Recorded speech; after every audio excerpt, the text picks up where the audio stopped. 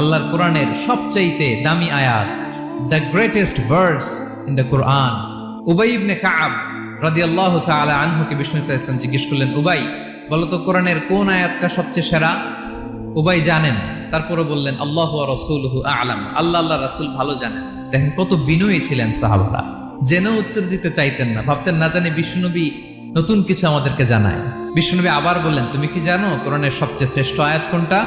এবার উবাই ভাবলেন এবার আমি উত্তরটা দিয়েই দেই। তিনি বললেন আয়াতুল কুরসি, আল্লাহু লা ইলাহা ইল্লা হুয়াল হাইয়ুল কাইয়ুম, এটা শ্রেষ্ঠ আয়াত। বিষ্ণুনবী খুশি হয়ে উবাই ইবনে কাবের বুকে একটা চাপড় মারলেন, এরকম আদরের চাপড় দিয়ে বললেন, লিয়াহনিকাল ইলমু ইয়া আবুল মুনজির, হে আবুল মুনজির, জ্ঞান এবং প্রজ্ঞা তোমার জন্য মোবারক হোক, তুমি ঠিক বলেছো। সুবহানাল্লাহ পড়ে। তাহলে এই প্রথম ইনফরমেশনটা আজকে জানলাম, কোরআনের সর্বশ্রেষ্ঠ আয়াতের নাম ৬,২৩৬টা আয়াতের মধ্যে থেকে সবচাইতে দামি আয়াত।